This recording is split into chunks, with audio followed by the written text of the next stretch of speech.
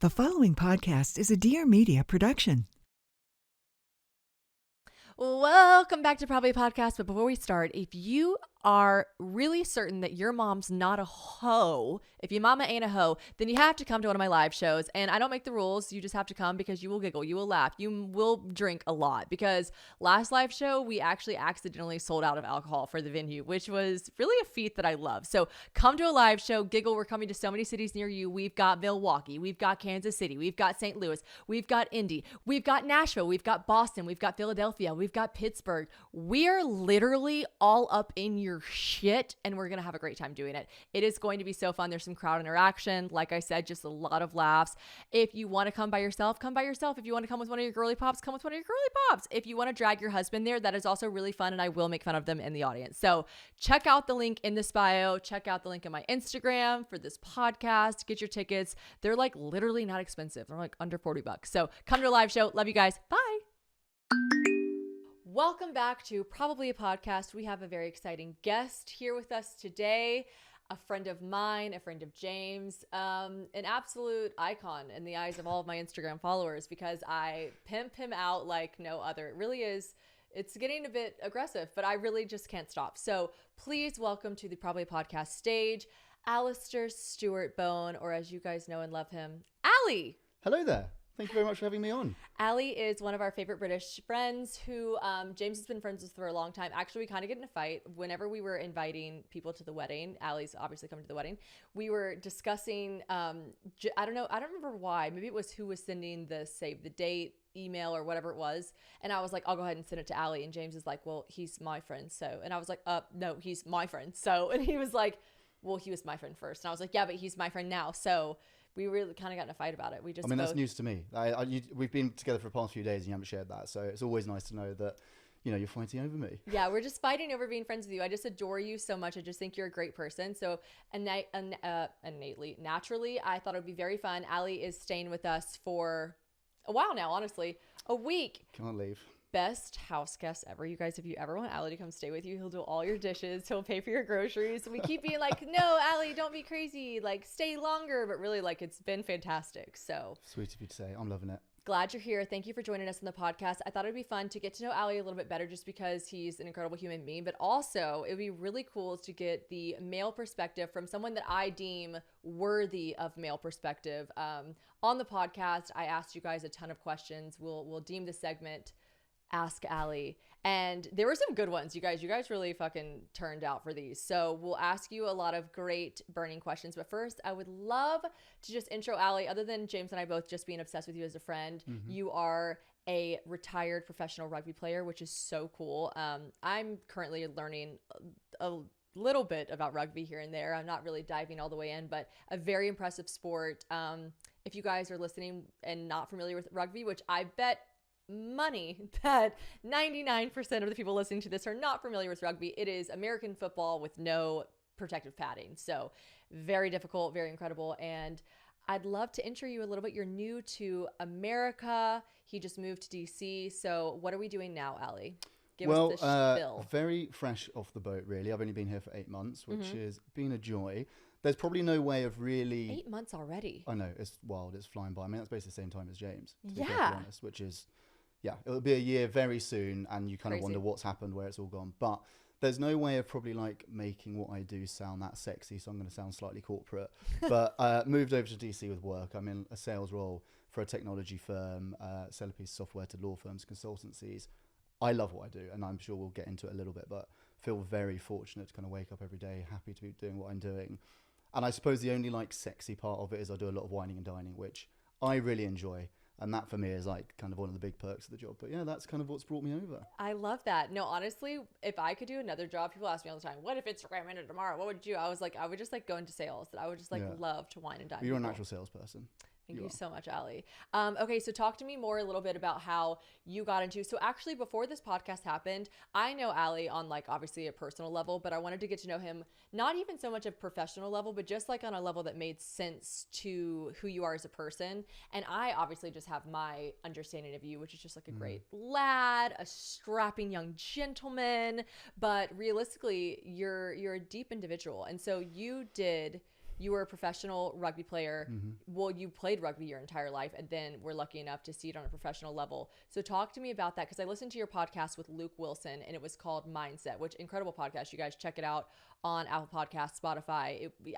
I was listening to it, and it was his very first episode with Ali, and I would have assumed the guy had been podcasting for years. So really, really incredible podcast. Check it out. And you were talking to the concept of just how you had been a professional rugby player, a professional athlete that then was injured and had to kind of find his way in the corporate world, which again, I always try to relate stuff back to my listeners. And I say very often on this podcast, quit your job at Google and make soap. So that can lend to just genuinely having an idea of what you're supposed to be doing your whole life, and then having something cosmically come in and be like, what, skirt? Nope, you're doing something else. So what was that like for you? I mean, I don't really know where to start with it. I suppose for background for everybody, like, as you mentioned, super fortunate to be able to play professional rugby. It was obviously like my lifelong dream. I mean, similarly to James, like you grow up, like you really hope that's what you're going to do. And then eventually you kind of get to that point and you're like, oh my gosh, I'm genuinely living the dream. Like doing this is it. What I want to do, doing the thing that you've like dreamt of. And then all of a sudden, unfortunately, I had to retire due to concussion. It just comes to an end. And what becomes really difficult with that is you go from everything you know and you love disappearing overnight. And for me, it's really tricky. And like I spoke about this with actually Luke, is that you are defined in many ways by like who you are in that sort of sense. Like I was Ali, the rugby guy. That's what I do for a job. That's how my friends know me. That's how my family know me. And then overnight that's gone. You're like, okay, right. Like where am I going to be going with life? What am I going to be doing? And that becomes a very difficult journey that I kind of then started, and more than happy to kind of get into. But yeah, that's sort of a bit of the background to it, I suppose. And it's so funny because as I was listening to the podcast and hearing you now, I'm like, Ali, the rugby guy, I knew all along because James and Ali actually grew up playing rugby against each other, right? Yeah, and correct, so I knew when I met you at the gym, I think was the first time when we were in London and we were going to the gym, and he was like, that's my friend Ali. Like we played rugby together growing up, et cetera, et cetera. And I got to know you as Ali. And I mean, yes, sure, James had mentioned that you guys had played rugby in childhood together, but you had already had your job. You were just like a funny guy. You were like had a great personality. We had then gotten drinks with you, and I got to know you on a level that I quite literally, and no offense, but I don't associate you with rugby at all. That's and so probably for the best. No, I just think it's funny because you live your whole life having these like innate ideas of your identity, and you're like, my whole life I was Ali, the rugby guy. How could I possibly get out of that? But then here you are sitting here with one of your self-proclaimed good friends, and I didn't know you as that guy at all. So what would you say to someone who feels like, and this is removing sport or anything, just from a general sense of like, if you're talking to someone who feels like their identity is coming to an end and they have to reinvent themselves, and they're feeling stressed or worried or like in a crisis of identity, what was your like process with that? It's really hard. I think the biggest thing to realize is that you can't define yourself by something. It's very easy to be defined by Ali being the rugby guy, and that's my identity and that's what I do. But actually, there's so much more to each of us in so many different regards. And actually, if you went away and took like, you're not going to do this, but did a poll from your family, your friends, whatever it is, you could do if you wanted in modern day, put it up on Instagram, whatever. People will probably come back with so many different things, like the very kind words that you're saying there. So for me, I think it was taking the time upon retiring to reflect on like, okay, these are certain things that I enjoy in life, and actually what else do I do? Like I really enjoy like the theatre and culture and food and wine. There's so many other elements to you as a person, and it's being able to kind of, I suppose, reflect on that and then go, okay, there are other parts of me that I can then start to move forward. And I think the other thing with what I went through, and it applies in so many different guises, is surround yourself with good people. Like I was really lucky that I had great friends and family who supported me and all of that, and I think that really helped me with that whole element of like transitioning from being defined as one person to then going into, I suppose, this entirely different world and getting into the corporate world, which was Well, you're also surrounding yourself with people who are able to remind you, like, Ali, we see so much of you that isn't just the sport that you played your whole life. So that is true, to have people in your life who are like, and I even tell Taylor and I, we have, best friend constructive conversations all the time. And I'm like, you could do this, this, this, this. And she's like, what? And I'm like, oh my God, you're so good at this. You're so good at that. You could, and outsider looking in, sometimes it's hard to see that within ourselves because we become so fixated on what we know we're the best at, right? Like Taylor's like, I'm the best at being a mom.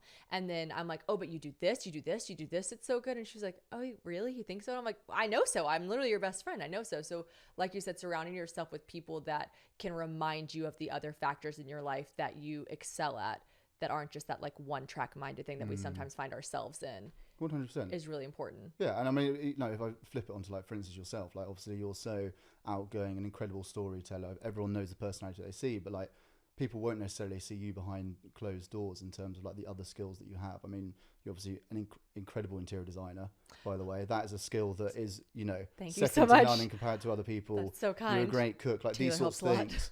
And again, like it's not to like go and sort of like shine the light entirely on you on this one, but it's actually just recognizing there's so many other things that we're all made up of. True. And we're just some of the parts that surround us, and we can, I say, get into that kind of later on in other ways. But yeah, it's true. I feel like we all, like as humans, tend to have a one-track mind, and it's like, what's that saying that's like jack of all trades, master of none? Yeah. But like realistically, we're not.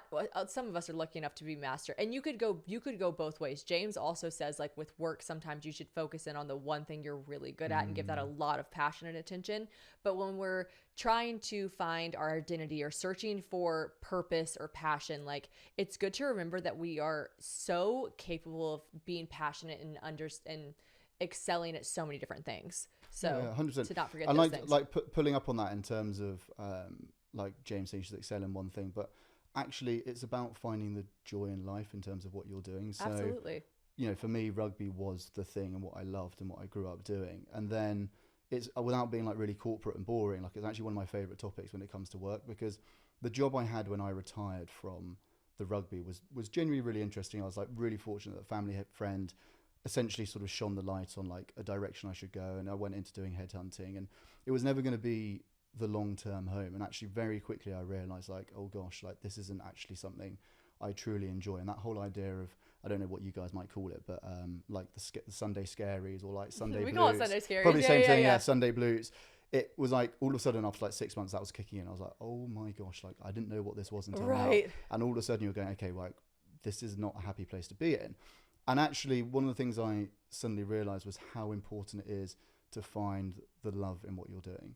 Yeah. And when you find that love in what you're doing, it makes such a big difference to life. Well, and so cheesy, so cliche, but cliches are cliche for a reason. You know, my dad grew up telling me all my life, like, love what you do and you'll never work a day in your life. 100%. And that's, you know, obviously you can work hard, you can work passionately, but even speaking from producer Courtney, who's always here, love her to death, you are, you know, loving what you do every day with your production company and everything that you do. You're a perfect example of that. Like I can tell when you post your pictures on Instagram that you're obsessed with what you're doing, and even the hard work that you're putting in with like creating the space and doing everything at your podcast studio. You're like, I'm obsessed. So when you find joy in what you're doing, the hard work becomes enjoyable. 100%. Nice. And like you was the saying that was it, quit Google and start selling soap. I might have butchered that entirely for you, but that's it. Whatever it Quit is. your job at Google and start making soap. But it's so true, because there are so many different things out there you can do. And it doesn't even have to be about like quitting and going like creating an entirely different business. You might be working in a corporate and go, oh, you know what? Like actually I might be far more interested in like X, Y, or Z role. And you can start doing that, and Yeah. you'll find so much more joy from it. And even then, if you walk away from the role that you're doing, you start up something different, or you walk into a whole different like world, you'll find like that everything becomes so much easier. Right, 100%. 100%. And also, I think it's just really important to note that British people do not say the word Z as Z, they say Z. Isn't that so funny? XYZ. James will be like, you know, we'll just do XYZ. I'm like, XYZ? Yeah, but there's a lot of, I mean, if we're going to go down that one, there's so many There are different just like, words, cultural differences, all these sorts We'll of things. get there. We'll get there. New year, new me, springtime, everything's flourishing. What am I still not doing? I don't want to go to the grocery store. I don't want to do it. I still want to order Thrive Market because I love Thrive Market. I love all the healthy freaking groceries. I love how amazing it is. I love how they are slashing the prices from regular grocery stores. I'm just hitting you hot on the front end of this ad because I love Thrive Market. There's also a couple things that I've just become like addicted to that I can only get from Thrive Market, and I love it. I just love the food. They have way more than food. They got body products. They got kitchen products. They have all the food and pantry items you could possibly want. They've got makeup. They've got whatever you want. And some of my favorite brands they have are like Amy, Amy's, Four Sigmatic, Primal Kitchen. I love the Chia Mama, Honest Kitchen, and tons more. And by the way, I'm a real visual gal. So when I'm on Thrive Market's website, I love that they just show you the amount that you're saving right there into the groceries in red. Okay. So they even tell you percentage off that it is. And you really do get so much better prices from Thrive Marketplace than you would at any normal grocery store. And then you also don't have to go to the grocery store because it comes right to your door. You can pick how often you want it. Like I was out of town, so I didn't get my Thrive order this last time. My last order, by the way, had a total savings summary of 24%. Like that's a lot. And they've also got a price match guarantee, which I love. So you can curate your shopping experience. You can pick whatever dietary preferences you have as well. They save you so much time, right? So you're not aimlessly walking through the grocery store. If you want gluten-free options, just type that in. Keto friendly, type it in. Non-toxic cleaning supplies, whatever. Boom. Just say that and they will tailor the website pages to show you exactly that. Now, my favorite thing about Thrive Market is knowing that when you join, you're helping a family in need, all right? So they do a 1-for-1 membership matching program. So when you join, they give someone who needs help the groceries to feed their family. So I truly love when I see big businesses giving back like that.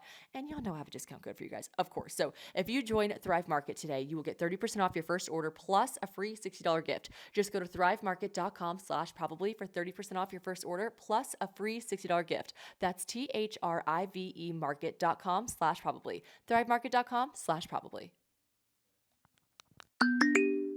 Okay, so another question I had for you after listening to your podcast with Luke was, how do you get yourself out? Because there was a part of the podcast where you said, you know, albeit you never actually went to a doctor, you were like, realistically, the things I was experiencing and the feelings I was feeling, if I had been diagnosed, he probably would have told me, a professional would have said I was experiencing symptoms of depression. So after you were trying to find your way kind of in the workforce after rugby. So what would you say to someone, action steps, not just like, because I know you were mentioning having a positive mindset is everything. And that's something I'm very lucky and fortunate, I feel like, to be able to really hone in on. I feel like I have a really positive outlook on life. But other than just being like, don't be sad, be happy. What are some because that's, you know what I mean? Like it's very easy to sit there and be like, be happy, and like, well, I'm struggling to find what that happiness right is. And if people are having like a chemical disturbance in their brain and like leading to thoughts of like depression or anxiety, and you're like, wait, don't be sad, just like be happy. People are like, wow, thanks so much, what a genuine great bit of advice. So like, what are some action steps you took to get yourself out of a rut? Like when you were feeling like you were in a rut, like what are some things you did to kind of navigate that outside of just like positive outlook? I'm an individual who's been like very much like institutionalized. I went to boarding school, I went into professional sport, like life has always been very structured. And like when it all disappeared, just suddenly like that, as I say, if I'd gone to the doctors, I probably would have found that I was depressed and spoken about it. But I thought that the best thing for me would be like putting that structure in place. And I think for people, having some sort of daily routine makes a really big difference. Get up, make your bed. It's a simple thing, but it's a quick win. Like you've made your bed, that's all sorted. And then think about like other things that you can go and do that are actually actionable and that you've achieved. And again, I say like I was what? Things like, you know, as I say, make your bed is a very simple thing to start off. I think exercise, like James will sit here and obviously go on about that as well, but like the physical and mental effect that has on you from a positive standpoint is unreal. Like all of the good going endorphins. On walks, dude, even if you get out. Even if you live in, God forbid, London, and it's gray and it's rainy and it's cold, like knowing that you even just put, because you know what, this is embarrassing, but sometimes it was really hard for me to put on it. When it's cold outside, I'm like, ooh, yeah, it's so easy to go on a walk outside when it's warm. Yeah. But when it's cold and James is like, do you want to go for a walk? I'm like, short answer, no, absolutely not. I don't want to do that. But like this is embarrassing, but the feeling of, I did it. Wow, look at me when I literally put on a coat and tennis shoes and I walk around the neighborhood. You just feel better afterwards. 100%. You really do. Because the other thing, like people get like so trapped in this whole mindset of like, oh, what am I doing like next week? What are the big goals? Where am I going with things? But actually, the reality is you can't control much more than really the day in front of you. Yeah. And those small actionable things make such a big difference. And also like the other thing, maybe it's easy to say, but like really do think about who you spend your time with.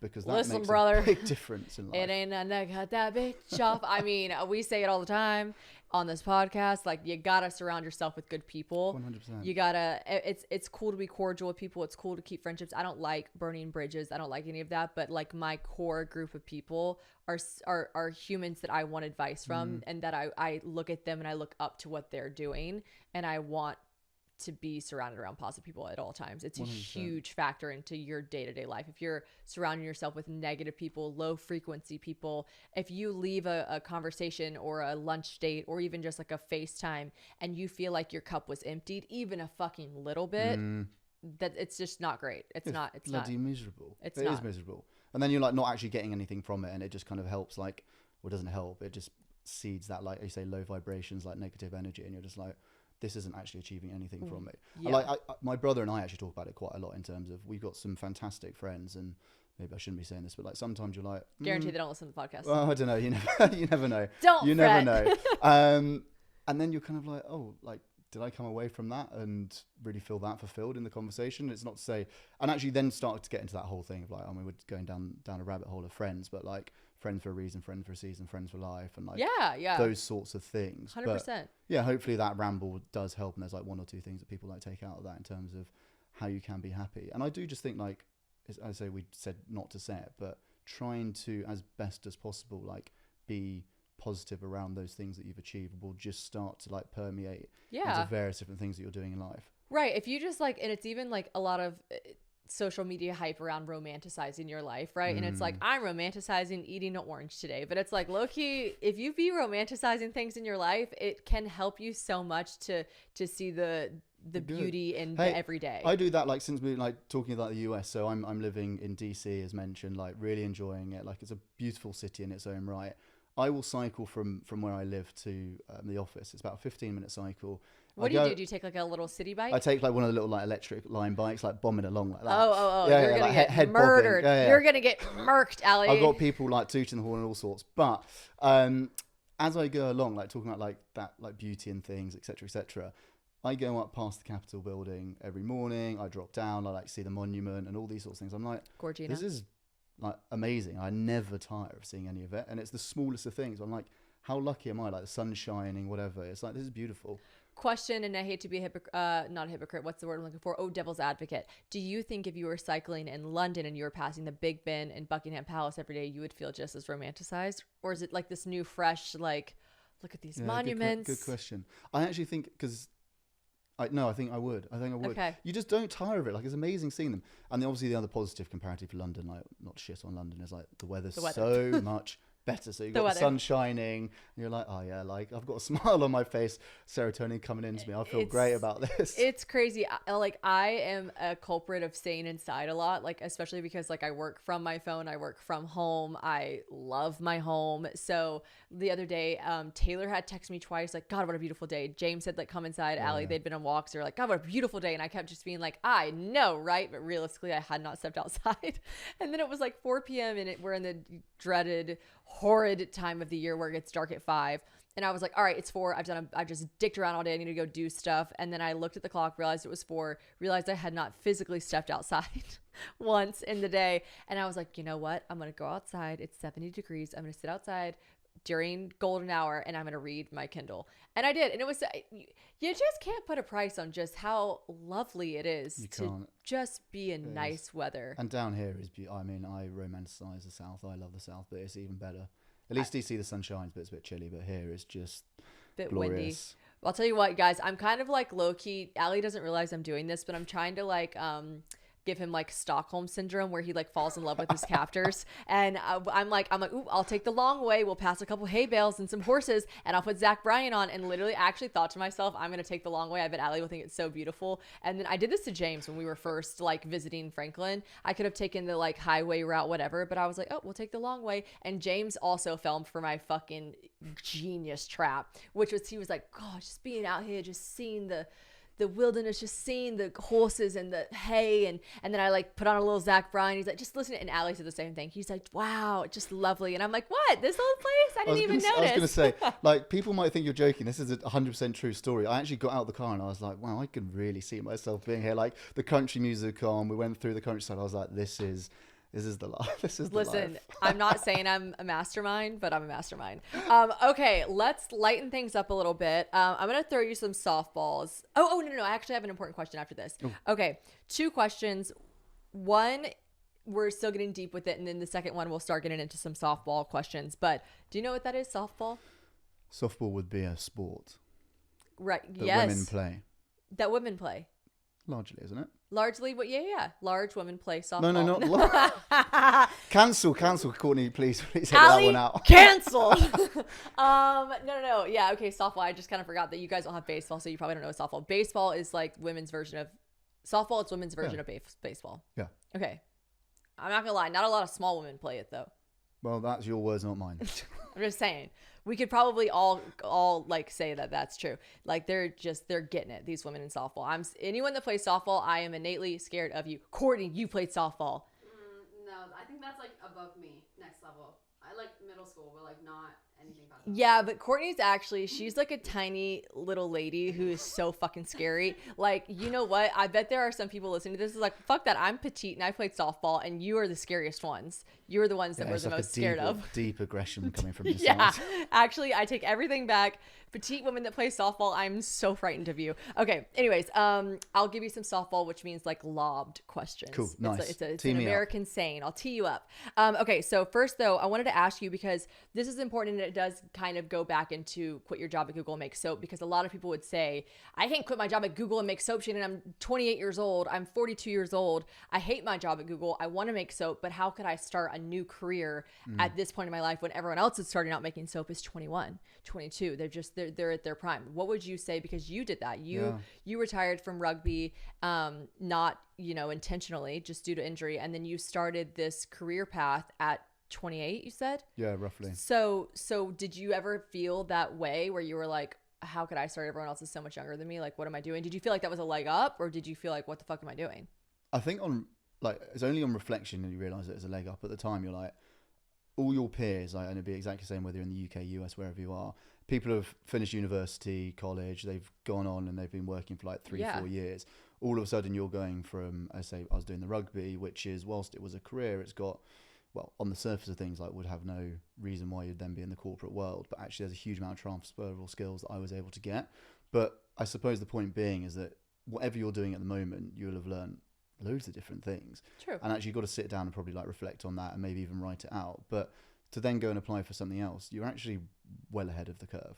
True. And you've got so many other experiences that you can draw upon and have those conversations with people on a completely different level. So I don't know, my advice definitely would be that you should, probably take confidence in who you are and what you're doing, and the fact that you could probably go into it and absolutely smash it. Yeah.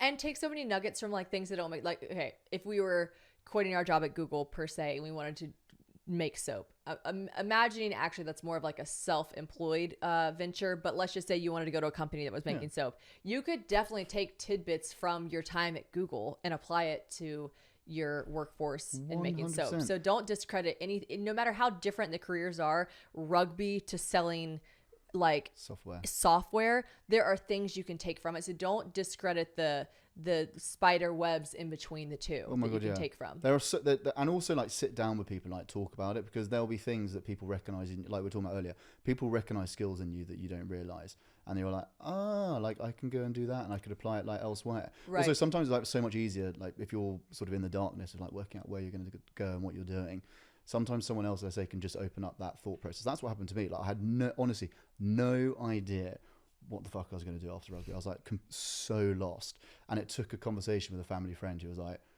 I think actually be really good at what I'm doing, like why don't you come have a few conversations, and like one conversation leads to another conversation leads to a job, and you're like, okay, wait, I've just done great that at this and now I have a job. Cool. Okay, all right, let's go to some softer questions. Like, first of all, another great thing about Ali, an amazing house guest, does the dishes, grocery shops, but he is the technical term is WSET. Yes. What does that stand for? Wine Spirit Education Trust. That was testing me. I was worried I was going to That's an easy one. Ali, you should know that because he's a level 2. He's a Wine, Spirits, and Educational Trust. Yeah. Level 2, which is really hard because I actually, so basically it's to get your sommelier, like, certification. Yeah. I knew a guy, I went on like a first date with a guy when I first moved to Nashville. I was 21 and he was like, oh my God, it was so obvious. We like went on this first date. He brought his like wine flashcards to the first date and was like, when I got there, he was like, oh, sorry, I'm just kind of going through it. And he like put them away and I was like, what are those? Like, you're a grown adult with flashcards. Obviously, I'm going to ask. And he was like, oh, I'm actually, applying for my sommelier course. I was like, no way. I didn't know anything about wine. I literally didn't even drink at that point. And he was like telling me how hard it was. And then I remember he paid all this money, drove to this place, and then he didn't get a certification, and he failed like 3 more times. So really impressive to be a level 2, because there's only 4 levels? Yeah, there's 4 levels, and then you kick on into like being top sort of sommelier and all those sorts of things. So really impressive. Okay, what's your favorite wine? And how'd you get into it? Well, I'm a massive foodie. Like, I absolutely love food and wine. Like, when I was retired from the rugby, I was like, oh, just ate and drank. Sort of just ate and drank, and like, I was a bigger boy than I am now. And I was like, right, well, what do I want to do? Like, where do I want to go with things? And I was like, oh, it'd be quite interesting to get into the world of wine. And that was kind of the journey. I was like, okay, well, if I'm going to do this, then I should probably get some form of qualification. Love. So went down that route and absolutely loved it, found it fascinating, and then realised actually I had other skills that I could apply elsewhere. And can you make good money doing that? Were you like, I'm going to quit being a professional athlete and I'm just going to fuck around and drink wine all day? Well, this was actually really funny to say that. This was a killing. consideration where I was a bit like, okay, I'm 28. I'm going to have to start, like, my life is going to flip upside down, and I'm going to have to, like, do the late nights, probably earn not a great deal of money to start with. And eventually, like everything, if you're enjoying what you're doing, you're successful at it, the money will come. So yeah, I was just like, oh, it'd be a really cool thing to get into, and then never really pursued it any further. But I do appreciate Still very impressive to be a level 2. Thank you. It's cool. Like, I still maybe in time will actually go into doing it. I think, like, long term, I could see myself being in restaurants, maybe owning them, working front of house. Oh my God, you guys, he's gonna own a restaurant. You guys all settle down. He's gonna own a restaurant. He's gonna be a little sommelier. Okay, what's your favorite? Like, what's a go-to wine? Give me the place it's from, and give me the color that it is. I'm an expert, as you can tell. That, I mean, I don't know where I'm gonna give a recommendation on 2 whites, simply because I think that's probably maybe what people might prefer, but depending, you never know. There's a Do you French. think girls like whites more? I think that's a loaded question, but you're not gonna get canceled. I said the most fucked up shit on this podcast. I think on the whole, like, people definitely go for white. Like, that is a typical. Yeah, that's definitely your typical go-to. I mean, if you're in the UK and the sun is shining, the girls love the rosé. Same, brother. Well, you might know. So there's a saying. It's quite funny. Like, there's 2 sayings, I suppose, or ways that people refer to it. One is Lady Petrol. The other one is Bitch Diesel. Bitch Diesel. Oh my God, I love that. We've got to start saying that.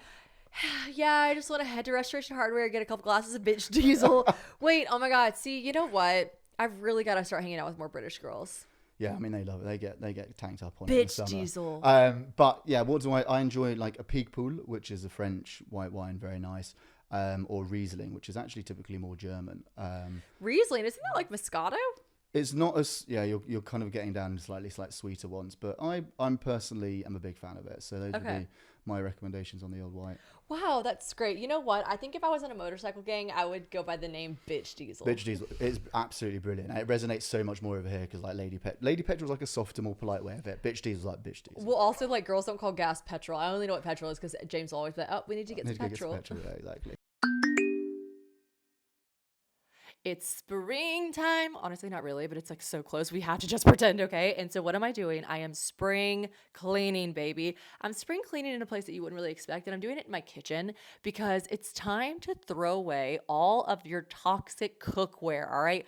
We can't be cooking with no toxic things, but here's the thing. I'm like so obsessed with my kitchen. If you follow me on Instagram or any sort of platform, you know that my kitchen renovation was my baby, my pride and joy, and it's all green, and I'm obsessed with buying things that just like fit the aesthetic of my kitchen. So there's nothing better than Caraway.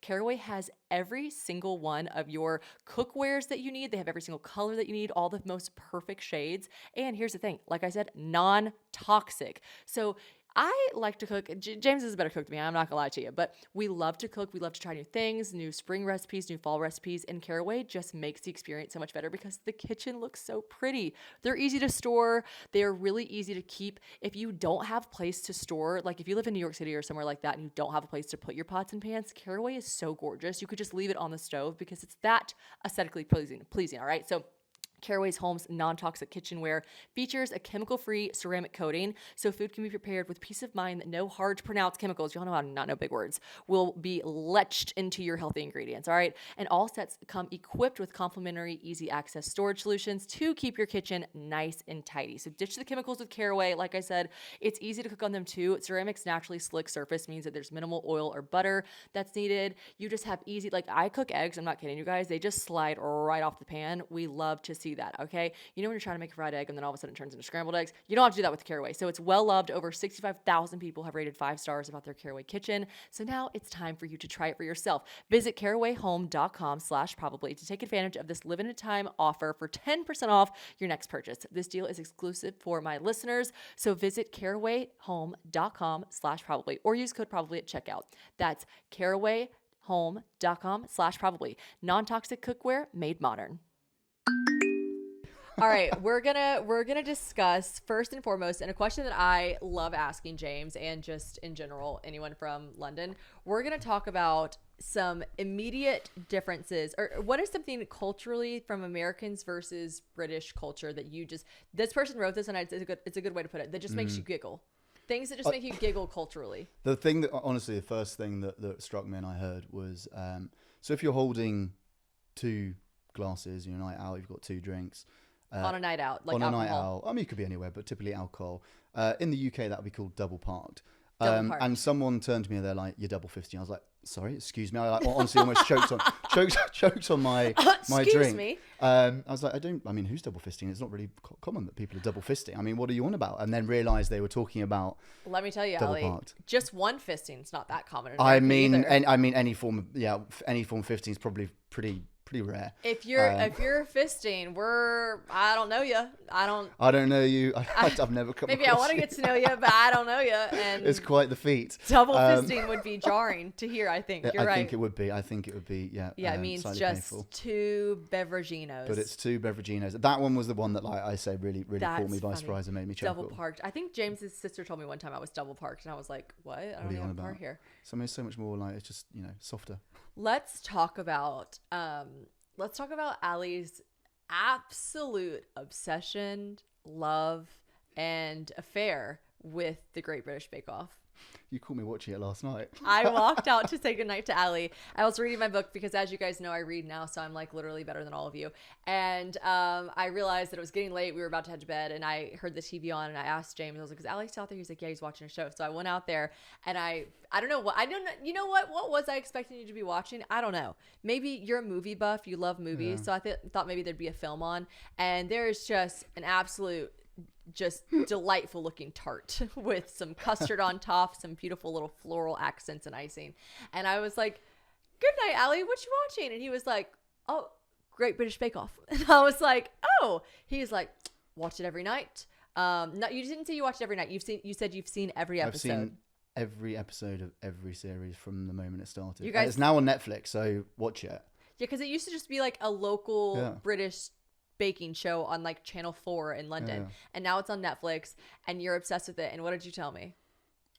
I don't know. It was funny enough, actually, after your room it happened. So I get really, I get really invested into it because you see the characters, you know how much it means to them, and they basically get it's a baking show. They get voted off every week, and you get really invested into them.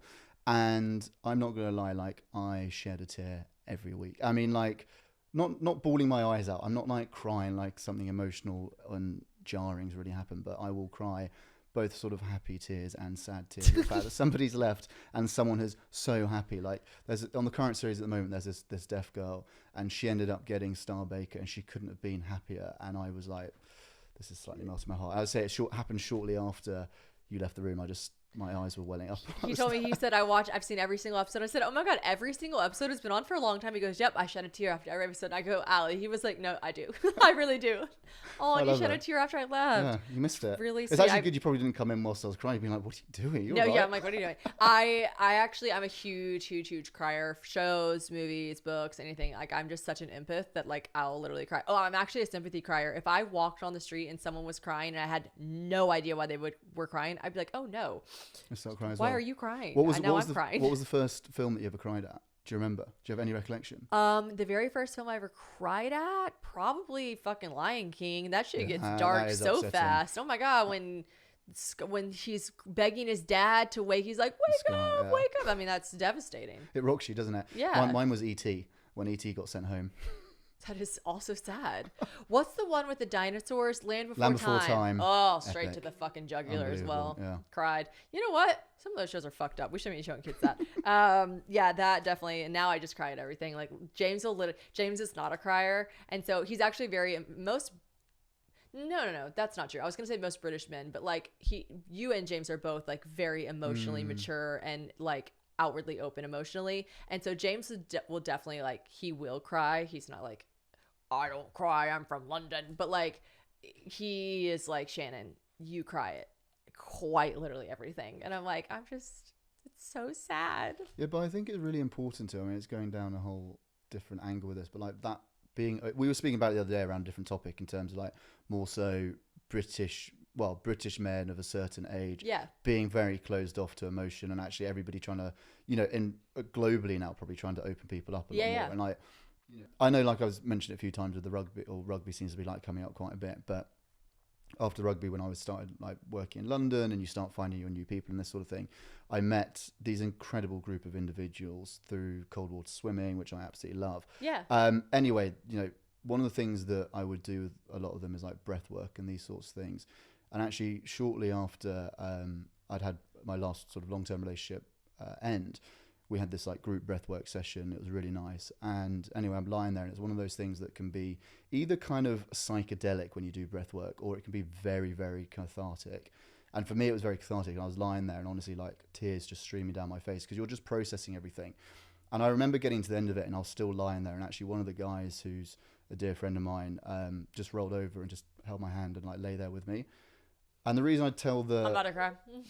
No, I'm not kidding. So the reason I tell you the stories is I just think it's like so important to be open to those emotions that you're feeling, like bring it around to like being a little bit more like amusing. It's like, I feel that when I'm watching Great British Bake Off, and I think, it's a beautiful thing to be an empath, and you just feel what other people are feeling. And that's really nice. And as speaking from a woman, that's just nice to have a male be able to like understand how you're feeling. Actually, there were so many questions that I wasn't able. We're going to get to the Ask Ali segment now. And there were so many questions that I was like, I can't ask that because Ali will be like, what do I think about a girl on her period? Oh, I hope she has a warm water bottle, enough cookies and crumpets, and any time off she wants. Like, I'm like, I got to like ask some questions that are Ali approved. Okay.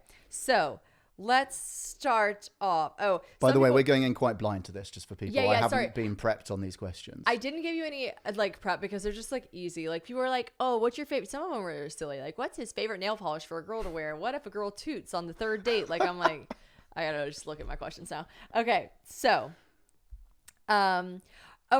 so this is a very common thing that girls say. In regards to life in general, I just think it's more of a female term, and I think it applies a lot to, they use it a lot in the sense of like dating and relationships and situationships. You guys use that term, right? Yeah, situationships. Okay. Yeah. So basically, if it's not a fuck yes, it's a fuck no. Right? Yeah. So do you guys think that applies? She says, does this actually work in a girl's favor? Does like this space actually work in a girl's favor? Like, do you think if this girl wasn't innately getting from you like, oh my God, this is a fuck yes from Ali, do you think she should decide to go with the phrase, it's a fuck no, and she should, move on to other things? I would say no, based on the fact that if I look at myself, I know that sometimes it can take a little bit of time to fully open up. Like, whilst, I am in touch with emotions and on the whole a very open individual, I do know that, when getting to know somebody, there's that element of like a little bit of time where you're warming up to each other. You're feeling, of course, there are moments when you're like, oh my God, this is the person. And you just bounce off everybody. And like we were talking about the other day, like that whole energy and how you feel around people. Like there's a lot to be said around that. But I wouldn't say go, oh, it's a fuck no, I'm getting out of here straight away because he's not giving me everything I want. Like give it a little bit of time, and everybody knows there's like, you'll just know. I think you just, to that energy thing, you'll get the feeling.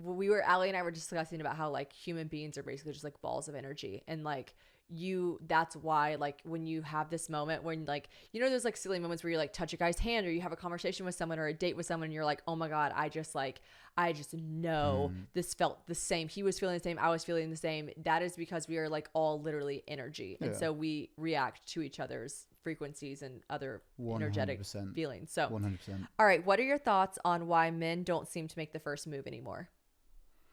Oh, that's interesting, because in the UK, and like I'm speaking on London's behalf, it's very much about the man making the first move, which is wild. And I was actually on a date before I moved over here, and we got onto this topic like fairly deeply. And she was like, "Oh, guys never approach anymore. Like they won't approach in the bar. Like these sorts of things. It's always like over text or WhatsApp or." Do you think like it has to do with Hinge. apps? I think it's partially Hinge, but the other thing I said to her, I was like, the reason that like men aren't necessarily approaching. I know this is going against essentially what I said, but aren't approaching in a bar, is because there's this like negative cycle. Like you could look like, I don't know, Travis Kelce and be like a great looking guy, and everyone, assuming people would find him attractive, I feel like he's a bit of a heartthrob. He's a hot guy right now. Or you could be, you know, James Mills, obviously a very attractive guy, and he would approach you in the bar, and like there'd just be this kind of initial like standoff. This is the way that the UK girls are 100%. Or you could be like ugly, but people aren't going to be receptive to it. But like bring it around to here, why do I think people aren't necessarily approaching in the same way? I think the apps are an issue. I think people find it very easy to hide behind a screen and do it in that way. But also I think one of my cultural differences here is women are actually far more open to being forward and approaching you. And that's really caught me by surprise. So the guys have just gotten used to that. So I think there could be an element of that, is that like people are expecting it to come to them, and maybe it's slight arrogance. I don't really know. But I've been at bars enough now in the UK that I watch it happen. I watch men just go up to women and approach it. And I am like, oh, that wouldn't happen in America. Before I was engaged and had a ring on my finger, men would come up to me even when James was there. Now, not when it was just me and him, but when we were in group settings, if I happened to walk to the bar and grab a drink, like really men immediately, not like, oh my God, men are flocking over me, but I just mean like, they would come up to you and say like, hey, like, who are you here with? What are you doing? And I would be like, oh, my boyfriend over there. And then they're very respectful and like leave you. But like, I'm like, oh my God, that would have never happened in America. Yeah, it's funny though, because as I say, like in the UK, it like becomes like this slightly negative cycle where a lot of men will just like be battered off by these women. And it's like, well, obviously I'm not then going to approach you again if you want that. But I don't know. I honestly think like here, it's so easy that people, and it, again, like probably of an age group to a degree as well, like just find being behind a screen so much easier. Like I've actually think I've got better at potentially approaching people here, because I'm a little bit like, what's the worst that's might as well. Yeah, you should, because obviously girls aren't expecting it, so do it. Yeah. Okay, so to that point, someone said, what is the most attractive way for a woman to approach you in the wild, and what is something that you would suggest they don't do? Like, what's something you've seen where you're like, ooh, no? I think, oh gosh, that's a really what would like attract, like what would be like attractive if a girl just like walked up to you at a bar and said like what are you drinking, or like, I think just coming up and like, compliments are always nice to receive because it's like a very like natural icebreaker, but I think like coming up with like some sort of good conversation starter, and that's something that's naturally going to make, okay, all of a sudden like I'm engaged with this person, I'm like talking to them about it, that is a really good way. And like you can definitely have like stock ones in your mind. Like I reckon it could even be as simple as like, what brings you here this evening?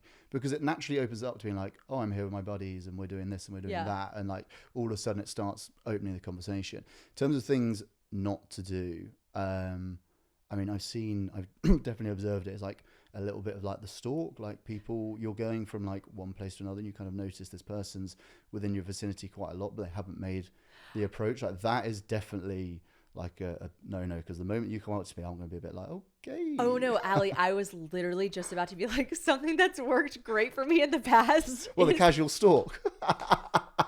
But maybe that's because they haven't noticed yet. Okay, here's what I was going to say. I was going to say something I used to do is if like, because in America, like girls or guys don't always come up to you to make the first move. But if I've seen that a guy like has made eyes at me twice, or we've caught each other's attention, or maybe he hasn't caught my attention at all. If he's like at the bar, I'll walk over to the bar and I'll either order another drink that I don't need or mindlessly grab a napkin or something. Yeah. And then I'll just like wait until either I hear something he says in a conversation, then I'll be like, oh, something. Or I'll be like, I'll honestly, this is maybe sounds kind of desperado now that I think about it, but like, I'll like reach over him and be like, do you mind handing me a napkin? Even if it was like so much easier for me to go to the other side to get a napkin. And like, I'm opening the door. Do you want to like be like, yeah, of course. What are you drinking? Like, and that has worked for me in the past. But that's not a casual stalk. Like I've seen sort of people like follow them around a little bit. Like you've Like kind of down to other intentionally, bars? you've intentionally gone like to that person and like, okay, you might not have opened up, but you've done your little move of how am I going to get them to engage with me? I have seen like, you know, be it like you're at one bar, you move to another bar. That's like not necessarily like leaving the. I mean, within like a just Barstool Sports, obviously there the other night, like we're staying within the same vicinity. I've seen people follow. And it's like just approach. Otherwise, it's just a little bit weird. Okay, I could see that. Yeah. That's odd. I wouldn't just like follow and then like not say a word. Yeah. Okay. All right. So that's a no-no. What about an ideal message for a guy to receive on a dating app? Now, there were so many dating app questions and we're going to get into it, but like, what's like a good message to get if you were on Bumble, for instance, that you have to get a message from a girl first? So I'd actually reply on this. Like, it really makes me laugh. Like, I recently got back onto, well, I actually only use Hinge, but the amount of people, particularly when I had Bumble for a bit, and it was like, don't say hey, or like, as you're also on Hinge, be like, don't open with hey, and the amount of girls would just be like, hey, how you doing? It's like, well, that's not particularly interesting. Like, you had your whole profile to look at, you've so got like, why don't you say profile, something?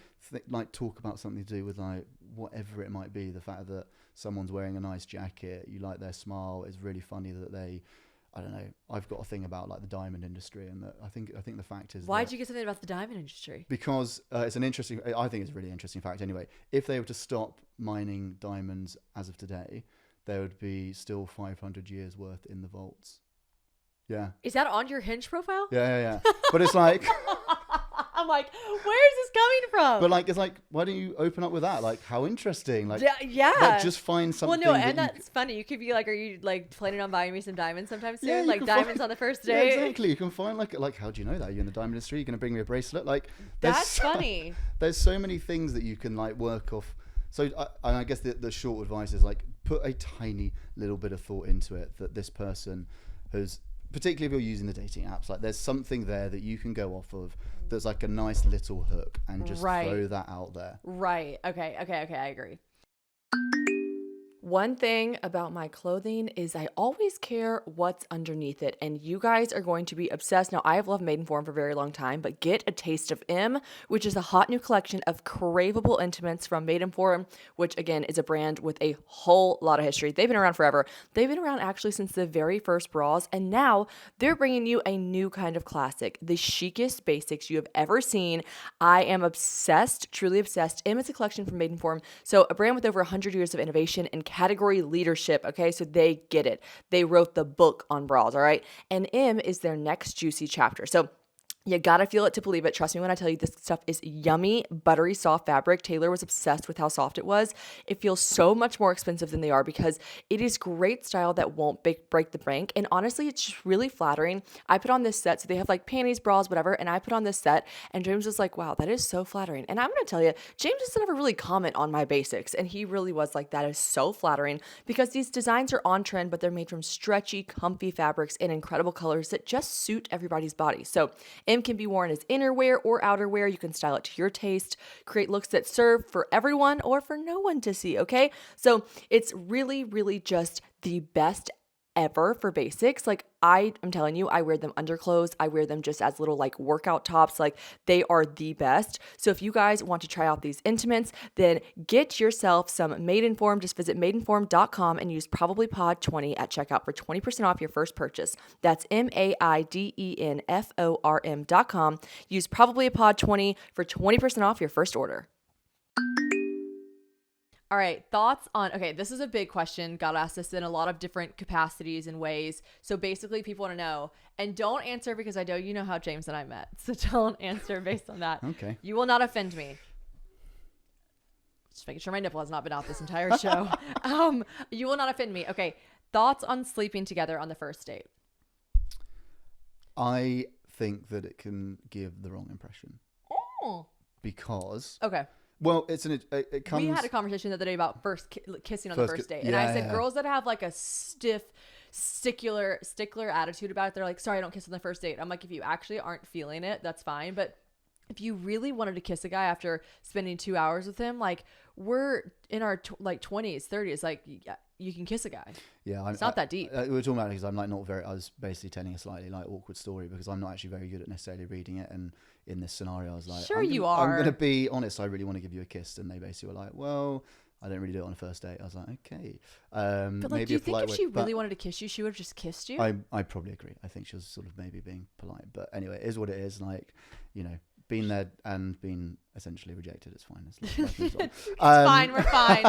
Everything's fine. On the sex thing, the reason I think it on an energy level, like like if it's going that way and it feels that way, then like obviously go with it because there's no point if to that whole kinetic energy, balls of energy. Like you can just feel it. If it's moving that direction, obviously do it. But I think like if there is, and I've heard a few stories like men's being slightly like pushy around a scenario, whatever it is, and you're feeling like you are obliged to it, definitely don't, because it does give the wrong impression. Or if you're kind of going into it, if you're dating in a serious manner that you're thinking you really want to be meeting somebody totally that is, going to be a long-term partner, I'd say it can, again, if you think this person's a good person, you end sleep in the first date, it can just give that wrong impression of like, oh, well, she's just down to fuck. She's down to fuck. Here's the thing. I think if you met a guy and decided to go on a date with him, I think maybe, and this is speaking from Shannon, who I know, I literally know you guys, I'm marrying a man that I had a one night stand with, but I did not meet James with the intention of going on a date with him. We did not plan a date. He did not ask me on a date. I never thought I would see this gorgeous, once in a lifetime man ever good in my life. So I was like, I'm obviously gonna fuck him. I can't not. But I think like my stance whenever I was like outwardly dating, and I know everyone says this, and a dear friend of mine, Tinks, she has a box theory. We are bringing it up, guys. She has this theory that basically men put you in a box from the moment they meet you, and they're either going to want to date you or they're going to just want to sleep with you, and they make that assumption pretty early on. So sleeping with them on the first date wouldn't deter them away from like dating you regardless. And to her point, I think that's true, but I don't think that sleeping with guys on the first date, that's a planned first date that you like,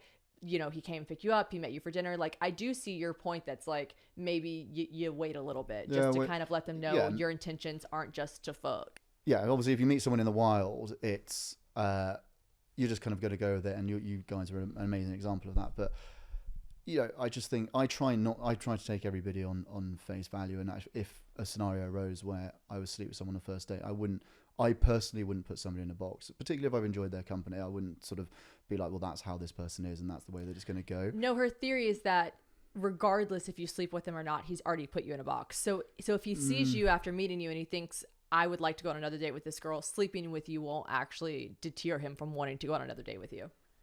Maybe. I don't know. I don't think it applies to me, but then like maybe I am looking at it from a slightly different angle. Like I just don't think, I never look at someone and be like, well, I just want to sleep with them. And that's because I find people I find people fascinating. And for me, dating is so interesting because you get to meet these amazing individuals and you have these great conversations. And if it goes down the route of something physical, you're like, okay, great. But that whole idea of dating is like you get to spend some time with somebody interesting who's going to give you a different perspective on life. They've got a different story. Yeah. So I think it's quite, Well, listen, there's also something to be said, and I'm so thankful for the way James and I's relationship transpired. Obviously, like, it's not like we lived in the same city and we could have gone on 7 dates before, but there's that like really like that pent up sexual energy that's so exciting as well. Like when you're getting to know someone and your energies are right on cue with each other and you go on a first date, a second date, and you know that on like the third date you could have slept with him because you guys are totally feeling it. But like there's something really sexy about waiting too. And like then the point where you guys finally do, you're like, oh my gosh, like we're both have wanted to do this for so long. That's also like, there's something to be said about that. 100%. 100%. Okay, so what are some important first impressions? Look after themselves. Okay. So it's not just about like being done up, but I think like clearly have maybe like cared about. I'm going to say actually how they look. So I say it's not necessarily about being like. In first impressions, maybe I need some like important first impressions. I'm now thinking I'm actually going to go. He doesn't want dirt under your nails, ladies. He wants you to take care of yourselves. Yeah, I think like looking after yourself is something that's really important. I think I don't know what other questions there might be, but like for me on those first impressions, it's actually like can you hold somebody else's like gaze? Are you actually able to look at them in the eye when you're having that conversation? Are you actually stimulating? Like for me, that's something that's really important. It's like, it's not about like being able to sit there and talk about like Einstein, but it's like, can you have a good conversation around like worldly topics? That's not small talk. No. Right. Like 100%. Nobody wants small talk. Are you spending your time on your phone? Like, is that something that's important to you? That's like on your date. Like that's not a good look on the first date. That's actually we should have just been like, what are some people said what are some red flags on a first date? Maybe we can just go with that. Into that as well. Yeah, because like the first impression thing is what was it's really individualized. First impressions are based on the person. So like I guess I could say like, what are some things that would give you a bad first impression on a date, like a red flag on a first date? Yeah, that's definitely easier to answer. I say like for me, the first one I butchered the answer, so apologies. No, it's fine. But I think people on a first date in terms of like negative is the phone thing for me is like a really big, like if you're spending your time on your phone, like you feel like you've got somewhere else to be at that moment in time. It's like, well, you obviously haven't got the time to give to me, even if it's like half an hour or whatever. Like that's something that I think is negative. Yeah. I think being like self-absorbed, not being able to open up and have a conversation about the other person. And actually be like actively interested in them, because it's not I want to talk about myself, like I'm not like the most interesting individual necessarily, but I at least want to be able to share a little bit around me and who I am, so you can have a feel for that. The point of a date. Precisely. As I said, the like stimulating element to it I think is good. But being the foodie I am, like if I went for a meal with somebody, I always I try to anyway, is do like small plate eats, like go for like tapas or sushi, because there's no pressure around somebody like eating, but I would kind of consider like, if you're really, I don't know, for manners can be a thing for me there as well. Like I'm going to be British, honest. The fucking British. Oh my gosh. There were a couple of things that James was like, oh, you have to do this. Like I didn't know how to I didn't know to put your fork and knife beside each other on the plate when you're done. And like there were a couple of times I didn't pick up on it at first, because like he did not say it in a rude way at all. But like it was like the third time someone had like, he'd asked me like, are you done? And I looked down at my plate that was clearly empty. And I'm like, yeah, of course, it was delicious. And he's like, oh, okay, I just don't think they realized because your fork and knife weren't together. Yeah. And I was like, oh, here you go. And then like the second time we went out to eat, he was like, oh, did you like it? And I was like, yeah. He's like, are you done? I'm like, yeah. He's like, oh, okay, because your fork and knife weren't together. I'm like, okay. Yeah, I would, if I was like further down on a date or like I've been dating for a bit, I would start calling them out. Like, but there's still not just around like knife and fork and all of that sort of thing, cutlery. Like there's other things around manners in terms of like how do you speak to a server, these sorts of things that play into it all. Ali, I will devote my entire life to making a server love me, and I will, and if someone in my party is like not even just rude but not over the top kind to a server, I will then maybe like apologize on his behalf behind his back. I am literally the person that's like, when they come over, they're like, can we get them? I'm like, oh my god, no, this has been the most fabulous experience I've ever had in my entire life. You have been so wonderful, Derek, thank you so much for everything.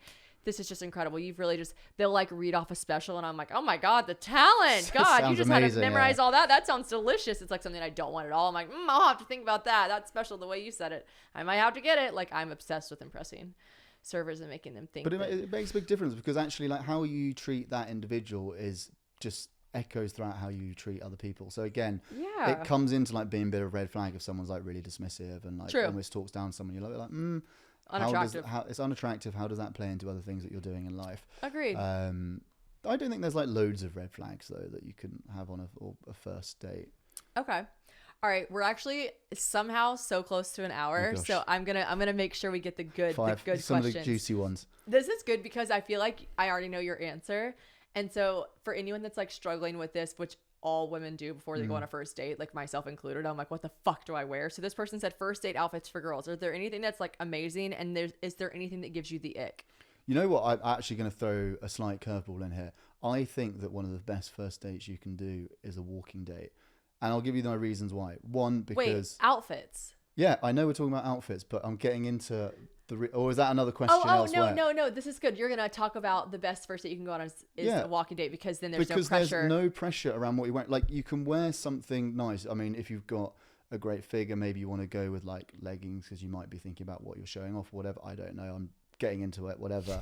But you can still look nice, feel good, being something you're really comfortable with. You're not going out being like, oh my God, I've had to buy a brand new dress. So that's where I think actually it's a really nice thing to be able to be relaxed in terms of what you're wearing. That is so crazy because as a woman, if someone asked me to go on a walking date for the first time, I'd be like, fuck. So like, am I supposed to put my hair in a ponytail? Does it look too aggressive if I have my hair down and it's fixed? If I wear makeup, is that fucking weird because we're on a walking date? So why would you have makeup to go on a walking date? Like, I don't know. Well, I think you can like balance out. You can get like a happy medium, and it can allow you that if it was a morning, you might grab a coffee afterwards, or you're having a coffee while you're doing it. Okay. Or you kick on and then go have a drink. But so you can wear something that's like a mid-level. In terms of like to answer just very specific on what the question was, because I gave my own answer to that. Is there I'm an going to ick? use something that's a bit slutty, or like the other thing is it's not for me, like it's not a good look. Like fair enough, you want to like show off a little bit of like whatever assets you might have or you deem to have from a physical appearance, but wear something that is nice and you feel comfortable in and you look good in. Don't try and like, I say, just looking a little bit slutty is a no-go. The other thing for me, and like this, at the risk of sounding like a bit of a arse, is dress for your surrounding as well. Like I have been on, I think it applies wherever you are, but like I've been on a few dates where you're in a reasonably, let's say, like classy environment and a nice part of town, and you're wearing an outfit that is like completely out of like what that would be. But where are her friends? When my friends and I go out, I'll be like, don't wear that, we're going to XYZ. And if she was like, oh, I like this, I'd be like, yeah, but we're going to XYZ. Like, where are her friends? Where are her friends? Yeah, exactly. But give some advice around it. But I think don't overthink it. But definitely do not go with like the. Don't overthink it. But Ali has some very specific things that you should also think about. Okay, I don't know what this means. So what is a Hinge Rose, and what are your thoughts on getting one? Is that where you can pay to match with someone? So you get unless I think you're buying them, you get 1 rose a week. So that rose boosts you to the very top of that individual's like section of likes. What are your thoughts on receiving one? I think I actually think it's a huge compliment, because nice. The reason I think that is I know that you got 1 a week, and it's like they have decided that I am that man. I'm the rose. And I think it's a very sweet thing to receive in the virtual world of apps and dating. Okay. You can answer this one kind of quickly. What are your thoughts on, what are some prompts that you like to see on dating apps? I know you said like, people were like, don't just tell me be yourself on dating apps. Like, what are some things that you like, if they're redesigning and reconfiguring their dating apps right now, what is something that guys are like, that's good?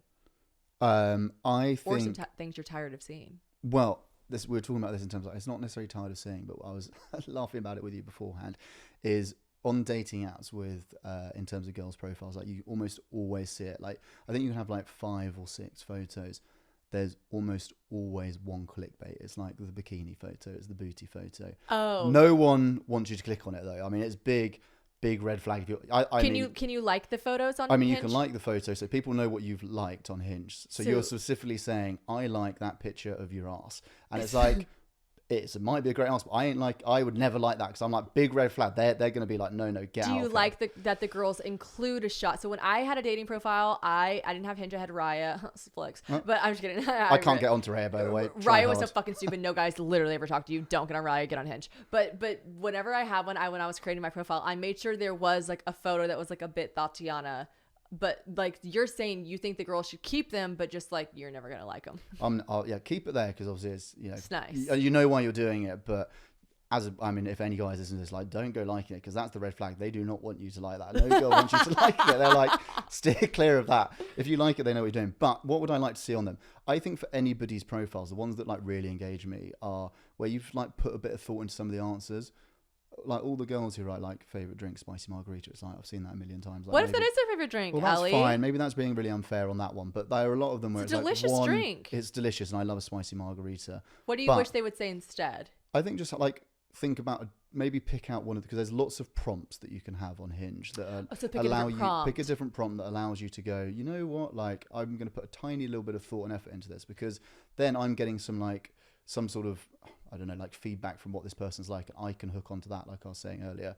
And then you kind of get a little, before you've gone, okay, this person's I'm just basing it on attraction. And it's like, oh, there's clearly like a little bit of something about them, a bit of spunk there. They're like, okay, they're interesting. Do you think it'd be funny if someone said, what's your favorite drink? And they said the one where you're buying.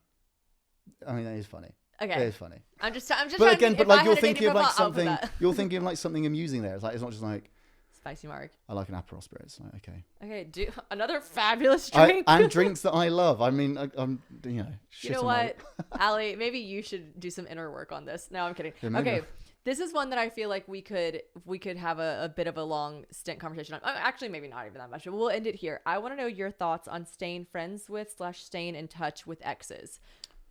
And we can bring this even into a personal experience. Yeah. Actually, a lot of people ask me, the people that listen to this podcast also follow me on Instagram, and a lot of people saw that my ex John was at this event that we were all at, you, James, and all of us, and they were like, is that John? Is that John? I'm like, yeah, no, that's him. Of course it is. We're all friends with the same people. He and I have a wonderful, cordial relationship as friends. So I have my stance on it, but what are your stances on being friends and with your exes? So I am friends with my exes, and like they, in some form or another, like I suppose, revolve in my life. I think unless something terrible happens, like somebody's cheated on you, something worse, whatever it is, then I think it's actually important those people probably stay in some form in your life, because they've been probably fairly pivotal in terms of who you are and where you are and what you've got to. Yeah.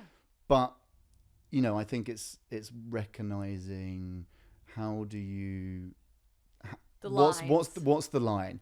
What's the line of like spending time with somebody or like dropping them a text? Like, I don't necessarily actively speak to any of the exes, like, but I will probably check in with some people if I know something's been happening, or you see it on Instagram. Or I've had a scenario where when I was with my ex, another ex basically reached out and was essentially like, I really want to talk to you. I really want to pick your brains about my current relationship.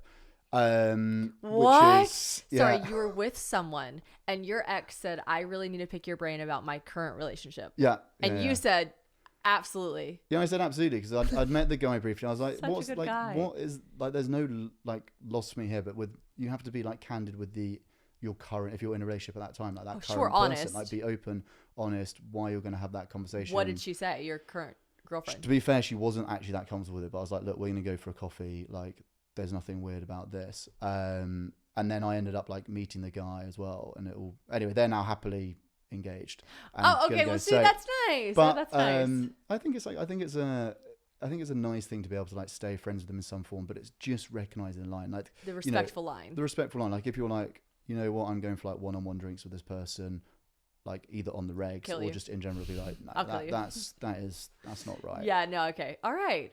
Ali, this has been an absolute pleasure and honor. Guys, I'm just going to, ladies, gals, I'm going to just remind you all that Ali lives in America. He is single. He is an absolute treat. And if you want to cry while watching the British Bake Off and also be with just a sturdy individual, Ali's your man. So where can we find you on Instagram, Ali? I'm just pimping you out to the world. It is @bone_AS. That's the first time I've ever pimped myself out or shared a social. @bone_AS. His full name is Alistair Stewart Bone. That's correct. But we call you Ali. So, here's James. Oh, hello, James. James is like, yeah, plug the Insta. Oh, thank you so much for coming. I love you dearly. And I hear that he's making us dinner tonight. So gotta go. I am.